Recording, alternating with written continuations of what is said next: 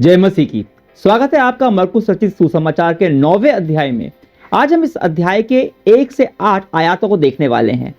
अध्याय 9 और 10 बहुत ही अद्भुत है क्योंकि ये यीशु के जीवन के आखिरी एक सप्ताह की ओर लेकर जाते हैं। यीशु जानता है कि अब उसके पास बहुत कम समय बचा है। कुछ दिनों में वह क्रूस पर होगा और फिर वापस से जीवित होकर पिता के पास चला जाएगा। तो वह इस समय का उपयोग अपने शिष्यों को सबसे महत्वपूर्ण बातें सिखाने के लिए करता है ताकि वे लोग उसके जाने के बाद संदेश को कायम रख सके। इन दोनों अध्याय में बहुत कुछ घटता है, पर यीशु इन घटनाओं का उपयोग भी शिष्यों को कुछ ना कुछ सिखाने के लिए ही करते हैं। और जो कुछ भी इन 2 अध्यायों में वो सिखाते हैं उसमें एक तात्कालिकता, एक अर्जेंसी दिखाई पड़ती है। जैसे यीशु बोल रहे हो, यह मत भूलना, यह बहुत ही जरूरी है, यह बहुत महत्वपूर्ण है, यह मत भूलना। अब देखिए मरकुस 9 के 1 से 8 आयात में यीशु अपने शिष्यों को क्या सिखाते हैं। और फिर उसने कहा, मैं तुमसे सत्य कहता हूं, यहां जो खड़े हैं उनमें से कुछ ऐसे हैं जो परमेश्वर के राज्य को सामर्थ सहित आयात देखने से पहले मृत्यु का अनुभव नहीं करेंगे। 6 दिन बाद यीशु केवल पतरस, याकूब और यूहन्ना को साथ लेकर एक ऊंचे पहाड़ पर गया। वहां उनके सामने उसने अपना रूप बदल दिया। उसके वस्त्र चमचमा रहे थे, एकदम उजले सफेद। धरती पर कोई भी धोबी जितना उजला नहीं धो सकता, उससे भी अधिक उजले सफेद। एलिया और मूसा भी उसके साथ प्रकट हुए। वे यीशु से बात कर रहे थे। तब पतरस बोल उठा और उसने यीशु से कहा, हे रब्बी, यह बहुत अच्छा हुआ कि हम यहाँ हैं। हम 3 मंडप बना दे, एक तेरे लिए, एक मूसा के लिए और एक एलिया के लिए। पतरस ने यह इसलिए कहा कि वह नहीं समझ पा रहा था कि वह क्या कहे। वह बहुत डर गए थे। तभी एक बादल आया, उन पर छा गया। बादल में से यह कहते एक वाणी निकली, यह मेरा प्रिय पुत्र है, इसकी सुनो। और तत्काल उन्होंने जब चारों ओर देखा तो यीशु को छोड़कर अपने साथ किसी और को नहीं पाया। हम इस पहली आयत को पढ़ते हैं और सोचते हैं यह किस विषय में है। मैं तुमसे सत्य कहता हूं, यहां जो खड़े हैं उनमें से कुछ ऐसे हैं जो परमेश्वर के राज्य की को सामर्थ सहित आयत देखने से पहले मृत्यु का अनुभव नहीं करेंगे। और हम सोचते हैं क्या वे अपने दूसरे आगमन के बारे में बात कर रहे हैं। यह कैसे हो सकता है? 2000 साल बीत गए और उस समय से कोई भी अभी जिंदा नहीं बचा है। फिर कुछ लोग सोचते हैं कि शायद यह कलीसिया को शुरू होने के बारे में है, पर हमें यह समझना चाहिए कि कलीसिया परमेश्वर का राज्य का प्रतिनिधित्व जरूर करता है, पर खुद परमेश्वर का राज्य है नहीं। तो क्या अर्थ है यीशु का ऐसा कहने का? अब मत्ती, मरकुस और लूका तीनों में ये आयत है और हर बात यह आयत ठीक इसी जगह यीशु के रूपांतरण की घटना से ठीक पहले है। तो इस प्रसंग को समझा जाए तो यह आयत रूपांतरण से संबंधित होनी चाहिए। जहां जो शब्द है राज्य के लिए यूनानी में, उसका एक अनुवाद शाही या राजसी वैभव भी हो सकता है। यीशु बात कर रहे हैं यीशु के उस राजसी वैभव की, सामर्थ की, जो उनके कुछ शिष्य देखने वाले थे। वह समय था जब यीशु को उन्होंने उसके वैभव में, महिमा में देखा। ठीक 6 दिन के बाद लिखा है कि यीशु केवल पतरस, याकूब और यूहन्ना को साथ लेकर एक ऊंचे पहाड़ पर गया और उनके सामने उसका रूप बदल गया। उसके कपड़े सफेद चमचमाने लगे और साथ में एलिया और मूसा भी प्रकट हुए। और यह सब इसलिए हुआ ताकि शिष्य कुछ सीख सकें। कुछ है जो यीशु नहीं चाहता कि हम नजरअंदाज कर जाएं। यीशु का रूपांतरण हुआ, एलिया और मूसा साथ में दिखाई दिए। क्या होता है यहाँ पे? क्या हो रहा है? वे लोग यीशु से बात कर रहे हैं। यह यीशु, मूसा और एलिया की सहभागिता का वक्त है, पर यहाँ पर एक सीख है, एक शिक्षा है। यह अनुभव जो शिष्यों को मिला वह उसे सारी जिंदगी भूलने वाला नहीं था और यह उन्हें बता रहा था कि असली गुरु कौन है, असली अधिकार किसके पास है, असली स्वामी कौन है।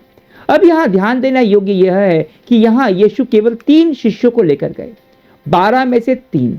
कुछ बातें होती हैं जो आप केवल बहुत ही कम लोगों को एक बार में सिखा सकते हो, और कुछ खास को ही। क्यों थे ये तीनों खास? क्योंकि यह तीनों आने वाले कलीसिया के लिए बहुत महत्वपूर्ण थे।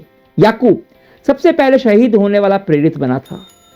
उसके विपरीत यूहन्ना सबसे लंबा जीने वाला और उसको अंत के समय तक प्रकाशन मिलने वाला था, जबकि पतरस वो था जो पहली कलीसिया का पहला अगवाह था। और इसलिए इन तीनों को यीशु खास तौर से यहां सिखाने के लिए लेकर आए कि असली स्वामी कौन है, असली गुरु कौन है, प्रभु कौन है। यह महत्वपूर्ण था कि यीशु किन के साथ खड़ा था। एक तरफ मूसा और एलिया के साथ। मूसा व्यवस्था का प्रतिनिधित्व करता है।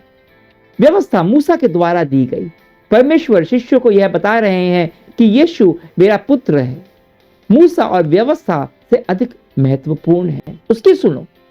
मत्ती 5 अध्याय के 12 आयत में यीशु बताते हैं कि यीशु व्यवस्था को पूरा करने आए। उन्होंने व्यवस्था को उठाकर फेंक नहीं दिया, दरकिनार नहीं कर दिया, पर उसे पूरा किया। यीशु ने व्यवस्था को हमारे हृदय पर लिख दिया। अब वो कागज पर मात्र लिखे गए नियम नहीं हैं, वो हमारे हृदय पर लिखे हैं और उनका पालन करने की क्षमता पवित्र आत्मा देता है। अब खोखले नियमों के पार एक अनंत रिश्ते में हम बंध गए हैं और यीशु यहाँ सिखा रहा है कि परमेश्वर पिता वो सिखा रहा है कि ये यीशु व्यवस्था से अधिक महत्वपूर्ण है। उन्होंने पूरे जीवन सीखा था कि व्यवस्था से अधिक महत्वपूर्ण और कुछ भी नहीं है, परंतु यीशु उससे भी अधिक महत्वपूर्ण है। और यही नहीं, वह भविष्यवक्ताओं से भी अधिक महत्वपूर्ण है। एलिया भविष्यवक्ताओं की नुमाइंदगी कर रहा था। पुराने नियम में एलिया एक बहुत ही अधिक महत्वपूर्ण भविष्यवक्ता था। यीशु केवल व्यवस्था की शिक्षाओं को ही पूरा नहीं करता, वह भविष्यवक्ताओं की शिक्षा को भी पूरा करता है, उनकी भविष्यवाणियों को भी पूरा करता है। अगर आप भविष्यवक्ताओं की किताबों को पुराने नियम से पढ़ेंगे तो एलिया को पहले राजा में या यशाह या यर्मा की पुस्तक को तो आप पाएंगे कि उन शिक्षा, उनका संदेश परमेश्वर के न्याय के बारे में था, पर अंत में हमेशा एक आशा का संदेश होता था। आशा जो मसीहा लेकर आएगा और यीशु उनकी शिक्षाओं को पूरा करता है, दुनिया में आशा लेकर आता है, परमेश्वर के न्याय को अपने ऊपर ले लेता है। यीशु ने मसीहा को लेकर इतनी सारी पुराने नियमों की भविष्यवाणियों को पूरा किया है कि यह अपने आप में एक चमत्कार से कम नहीं है। तो परमेश्वर सिखा रहे हैं यीशु से महान कोई शिक्षक नहीं है, कोई गुरु नहीं है, कोई स्वामी नहीं है। यीशु के इन शिष्यों के सामने उनके इतिहास के दो सबसे महान शिक्षक, दो सबसे महान गुरु, विश्वास के हीरो खड़े हुए थे। पर पिता परमेश्वर कहते हैं कोई महत्वपूर्ण नहीं है, कोई नहीं, यह मेरा प्रिय पुत्र है, इसकी सुनो। अब जो 5वीं और 6ठी आयत में होता है यह मुझे बहुत ही मजेदार लगता है। पतरस को कुछ समझ नहीं आ रहा था कि वो क्या कहे, इसलिए वो कुछ ना कुछ कहता है, हे रब्बाई, यह तो बहुत अच्छा हुआ कि हम यहां पर हैं, हमें 3 मंडप बनाने दे, 3 तंबू बनाने दे, एक तेरे लिए, एक मूसा के लिए और एक एलिया के लिए। अब पतरस वो इंसान था जिसे कुछ ना कुछ हमेशा कहना होता था, वो चुप रहने वालों में से नहीं था। उसे समझ नहीं आ रहा था कि क्या कहे, तो उसके मुंह में जो आया उसने कह दिया। आपके साथ ऐसा हुआ है, कुछ कह देते हैं क्योंकि कुछ कहना है और फिर बाद में सोचते हैं कि मैंने ऐसा किया, कहा क्यों। पतरस ने भी कुछ ऐसा ही किया। क्या कह रहा था पतरस? वे यीशु को, मूसा को, एलिया को, उनको एक समान आंक रहा था। इन तीनों के लिए एक मंडप बना दे, तुम तीनों के लिए एक मंडप बना दे। पर उस समय, ठीक उसी समय एक बादल आया, उन पर छा गया। बादल में से ये कहते एक वाणी निकली, यह मेरा प्रिय पुत्र है, इसकी सुनो। पिता परमेश्वर इस बात को साफ करना चाहते थे। मूसा धार्मिक व्यवस्था को दर्शाता है, एलिया भविष्यवक्ताओं को दर्शाता है, पर यीशु यह मेरा पुत्र है, इसकी सुनना है, क्योंकि यह मेरा प्यारा पुत्र है। हमारे देश की अगर बात करें, मूसा धार्मिक व्यवस्था को दर्शाता है।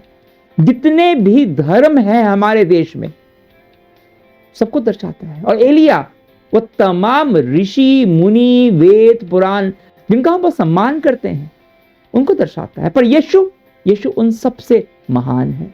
और जब परमेश्वर पिता यह घोषणा करता है तभी भी देखते हैं कि केवल यीशु खड़ा है, सिर्फ यीशु खड़ा है जिसकी सुननी है।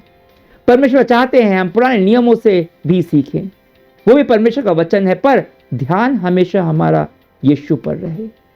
पुराने नियम यीशु का प्रकाशन देते हैं, उसमें यीशु को खोजिए क्योंकि वह सबसे महत्वपूर्ण है। अगर आप परमेश्वर को जानना चाहते हैं, उसके बारे में सीखना चाहते हैं, उसकी इच्छा और उसकी योजना को समझना चाहते हैं और यीशु आपकी इस खोज का हिस्सा नहीं है, तो आप चूक जाओगे, मैं चूक जाऊंगा। और परमेश्वर नहीं चाहते कि आप उसको जानने से, समझने से चूक जाओ। तो आइए उससे बात करते हैं। प्रभु, मैं चूकना नहीं चाहता, तू कौन है और मेरे जीवन में क्या करना चाहता है, इसे समझने से चूकना नहीं चाहता। इसलिए प्रार्थना करता हूं कि यीशु तेरी सुनूं। बहुत सारी आध्यात्मिक आवाजें हैं, बहुत लोग हैं राय देने वाले, मेरे अंदर से बहुत सारी आवाजें आती हैं, पर इनमें से किसी को भी नहीं सुनना चाहता।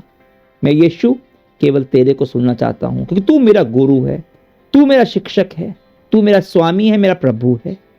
मेरी मदद कर तेरी आवाज सुनने में, तेरा अनुसरण करने में, क्योंकि मैं जानता हूं कि मैं तेरे पर भरोसा कर सकता हूं, क्योंकि तू मुझसे गहरा प्यार करता है। यीशु तेरे नाम से प्रार्थना करता हूं, आमीन। कल हमसे फिर से जुड़िएगा। कल हम देखेंगे यीशु को अपने शिष्यों के एक मुख्य प्रश्न के उत्तर देते हुए। तब तक के लिए आज्ञा दीजिए। परमेश्वर की महिमा हो।